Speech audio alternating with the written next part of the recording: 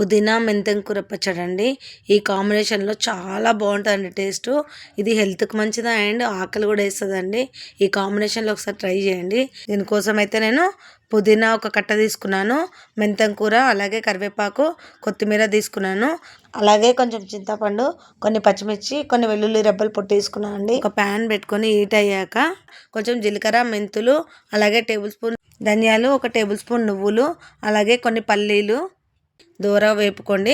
ఇలాగ వేపుకొని పక్క తీసుకుంటే చల్లారిపోతుంది. అదే ప్యాన్లో ఒక టేబుల్ స్పూన్ ఆయిల్ వేసుకొని పచ్చిమిర్చి, అలాగే వెల్లిపాయ రెబ్బలు వేసుకొని కొంచెం క్యాప్ పెట్టండి, చిమ్ముతాయి. వేగాక పక్క తీసుకొని అదే ప్యాన్లో ఇంకొంచెం ఆయిల్ వేసుకొని పుదీనా, మెంతం కూర, కొత్తిమీర, కరివేపాకు వేసుకొని ఫ్రై చేసుకోండి. ఇలాగా ఫ్రై చేసుకొని మనం నానబెట్టుకున్నాం కదండి చింతపండు, ఇది ఫ్రై అయిన తర్వాత ఆ చింతపండు కూడా దీంట్లో వేసుకొని ఒకసారి కలిపేసుకోండి.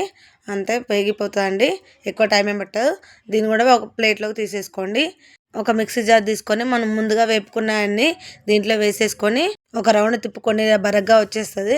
తర్వాత చూడండి, ఇలా బరగ్గా ఉంటే చాలు. తర్వాత పచ్చిమిర్చి, అలాగే వెల్లిపాయలు ఉన్నాయి కదండి, ఆ వెల్లుల్లి కూడా వేసుకొని కొంచెం సాల్ట్ యాడ్ చేసుకొని ఒకసారి పట్టుకోండి. కావాల్సుకుంటే కొంచెం వాటర్ యాడ్ చేసుకోండి. అదే జార్లో మన మిగతా మిశ్రమం పుదీనా ఉంది కదండి, చింతపండు, అది కూడా వేసుకొని కొంచెం వాటర్ యాడ్ చేస్తూ ఇలా మిక్సీకి వేసుకోండి. అంతే, ఎక్కువ మరీ పేస్ట్ లాగొద్దు.